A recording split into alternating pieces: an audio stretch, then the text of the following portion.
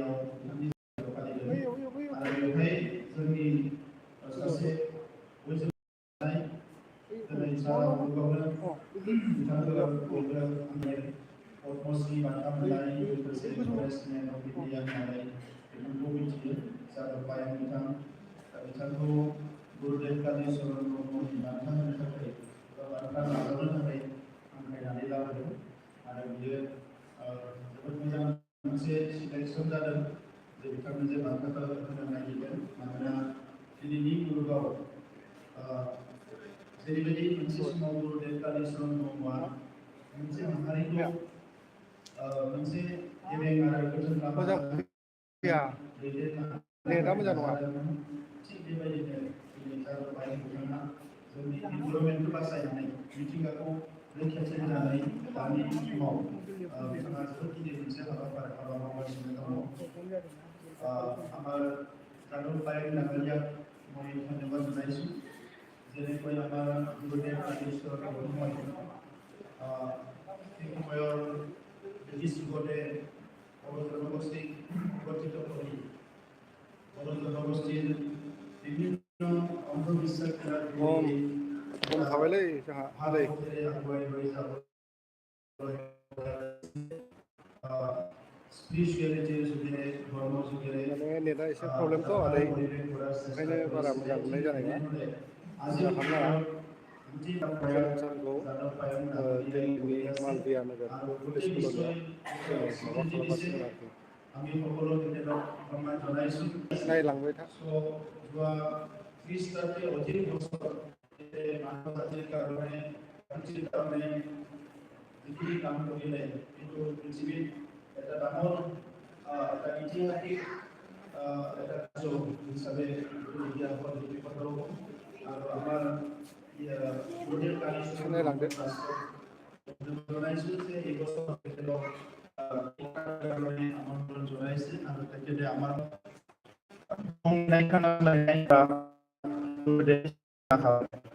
दा बेनिखायनो जे बे बुंबाय थानाय बाथ्रा समाव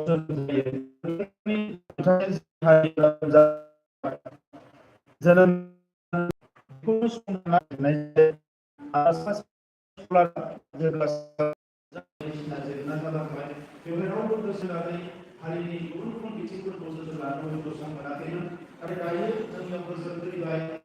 मोनसे नैबे समाव जोङो गावबा गावनि खामानिखौ मावनो थाखाय बयबो आखायाव लानांगोन आं बेखौसो खावलायनो सानो मानोना बेखौ सोरबाया मावनाय नङा बेखौ जोंनो मावनांगोन दा बेखौ जाय बुजियो बिथांमोनानो आखायाव लाइभआव फैदोंना डेडिकेसन फैदोंना फैयाखै लाइभआव फैदों दा खामानिफोरखौ कमिटमेन्टजों मावोब्ला बियो जानो हायि खोथा गैया दिनै गुबुन हारिफोरनि गेजेरावबो नुयो मोनसे मोनसे आइडियाफोरखौ बिथांमोना इउनिभार्सेल लेभेलाव लांनो थाखाय माखासे डिजाइन खालामनो हाबा मावो आरो खम समनि गेजेरावनो बिथांमोना बेखौ साक्सेसबो जायो दा जोंनि गेजेराव जोंहा प्रब्लेमा बबेयाव जेंनाया बबेयाव जोङो बेखौ नायगिरनानै बरननांगोन जों मानो हायाखै जोंनियाव गोरों मानसि गैया नामा जोंनियाव गिदिर गैया नामा जोंनियाव कमिटेड मानसिफोर गैया नामा जोंनियाव बुजिग्रा मानसिफोर गैया नामा जोंनियाव गासैबो दङ नाथाय खोथाया जाबाय मा जे जिखिनि डेडिकेसन जों जोंनियाव खामानि मावनांगोन बियो मालाबा अभाब जायो बे ब्रह्म धोरोमनि बेलायावल' नङा गुबुन गुबुननि बेलायावबो बे एखेयानो जागासिनो दङ जायनि थाखाय बर'फ्रा मुलुगनां थाखोआव थांनांगौ दिनै जोंहा एसे होबथानाया जालायबाय थादों आरो गुबुन मोनसेया जाबाय गावनि गेजेराव इन्टारनेल कनफ्लिक्ट जोंनि गेजेराव सासेया सासेखौ बाख्नायनो हायै सासेया सासेनि मोजां गुनखौ गनायनो हायै सासेया सासेनि मोजां गुनखौ एसेबो सापर्ट होनो हायै नैबेबायदि जेंनाफोरा जोंनि हारिखौ माखासे जौगानायाव हेंथा होबाय थादों दा बेनिखायनो जोङो फैनाय लोगो लोगोनो गुरुदेबनि गुरु धामखौ जोंनि ट्रास्टआ आरो आफादा जेरैबायदि जोंखौ खावलायदों बेबायदिनो गुरु धामखौ फोसाबनायनि हाबाफारि लादों आरो पद्मतलायाव जोंहा गुरुनि जि मोनसे मुसुखा बेखौ जोङो देग्लाय बोसोरावनो बानायनानै डिजाइनखौ बेवहाय गायसननो सानदों बिथांनि जि फबनाय जायगा बिथांखौ दोननाय जायगा माने बे जायगायाबो ओरैबायदि नेग्लेक्टेड जानानै आङो दा बड'लेण्ड गेस्ट हाउसआव गैथ'वा गाबोनसो फैगोन जोंहा अपानि आङो दा बड'लेण्ड गेस्ट हाउसआव गैथ'वा गाबोनसो फैगोन आरोखि एसे बेरायगोन गाबोन बेनिफ्राय माने दा जोङो मालबिया नोगोरनि माबायाव दंफैयो मोनसे पुलिस कलनियाव दंफैयो आरोखि दा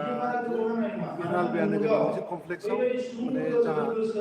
बिटिसिनि चिफ माबा बे लेक्सार होगासिनो दं आरोखि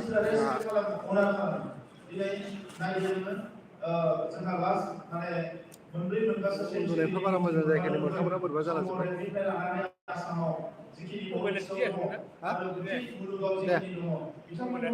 नेटआ मोजां फैयाबा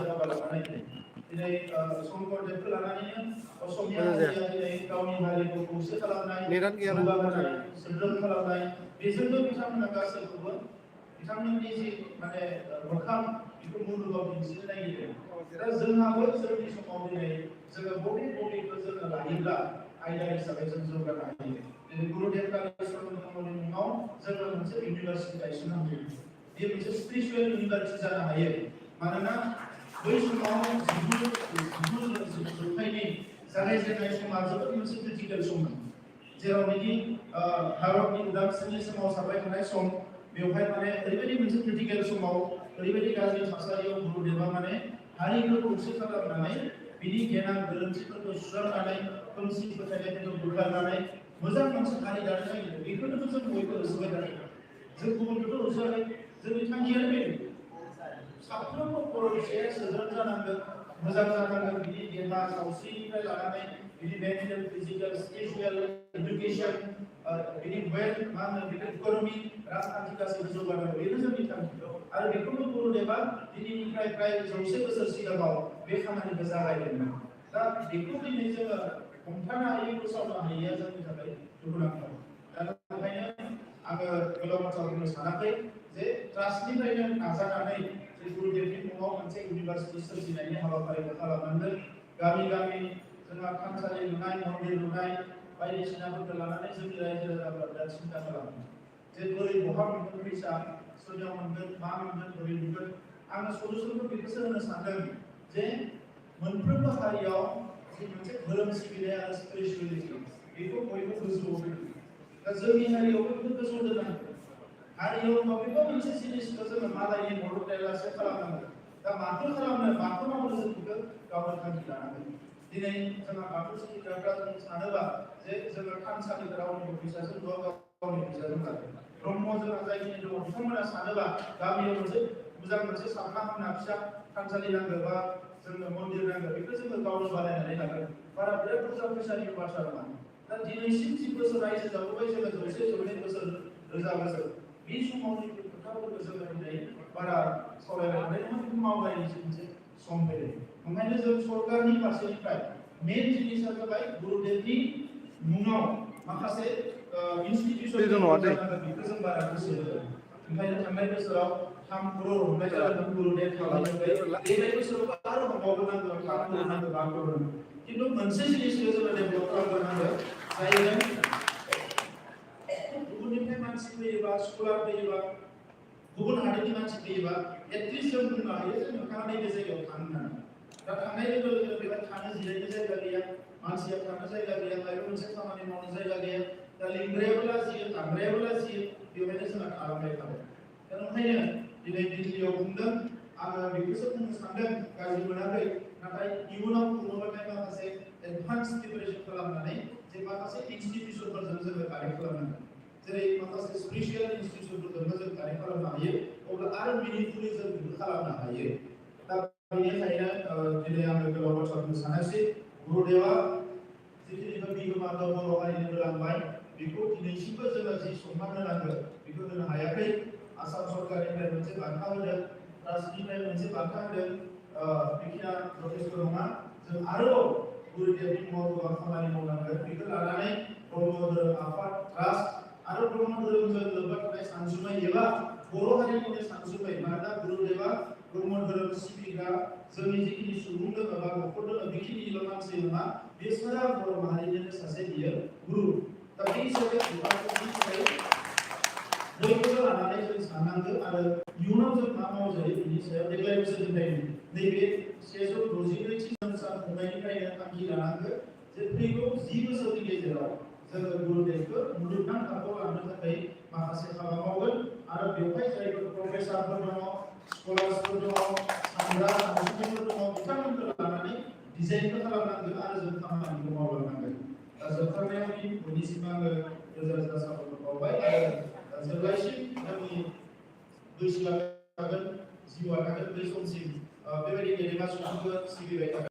बिथांमोननि थाखाय माबा मोनसे खामानि मावनो हायोबा जोबोद गोजोननाय मोनगोन आं नोंथांमोननि सिगाङाव बुंनानै बयनिसिमबो रोजा रोजा साबायखर बावबाय रंजालि बैसागुनि गाहाम हामलायनाय बावहरबाय आरो जिखिनि हाबाफारिखौ लागोन बेवहाय अराय सम जोङो एसोसियेट जालांबाय थागोन बेखौनो बुंनानै आंनि बुंनायखौ फोजोबबाय गोजोन्थों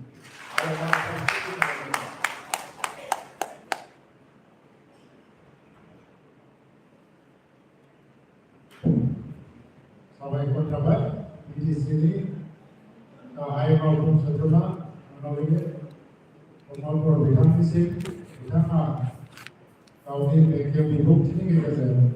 गुरुदेव कालिचरण ब्रह्मनि मुङाव बिथांनि सानथौखौ फोसावलांनाय आरो बिथांनि मावनायजों मा मावबाव जायो बेनि सोमोन्दै बिथांनि सिगाङाव बेखेवनानै होदों जोंनि गेजेराव सानैसो गोदान आलासि दंबावो बिथांमोनखौ सिनायथि होनो थाखाय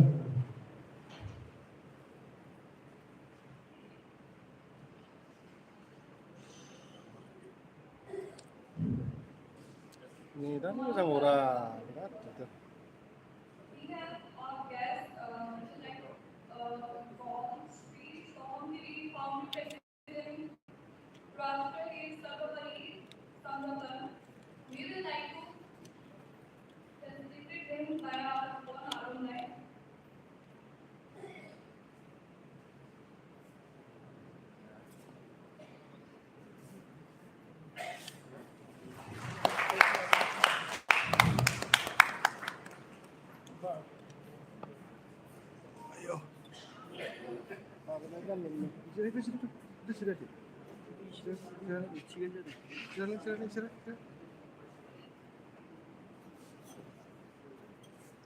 Now we have Ms. Leena Gogole, Secretary of Missing Kasiba.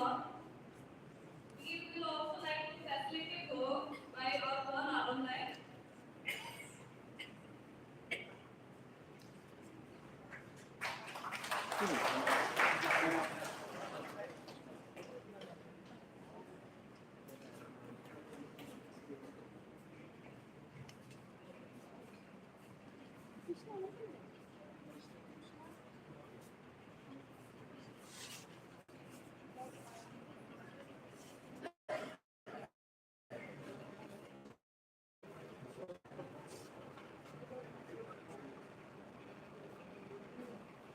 Now we have Sri Manoranjan Dole,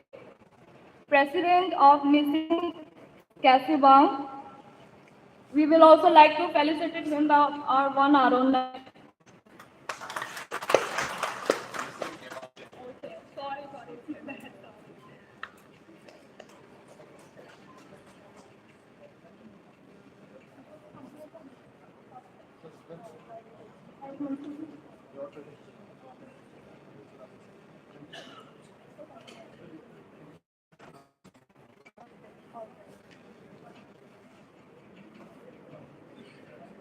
Okay, now the presentation of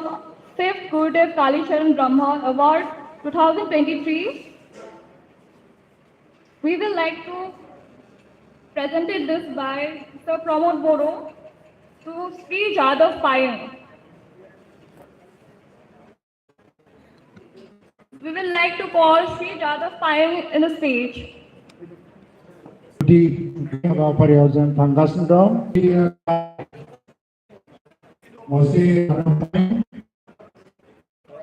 जाय मिथिंगा गवर्नमेंट अभी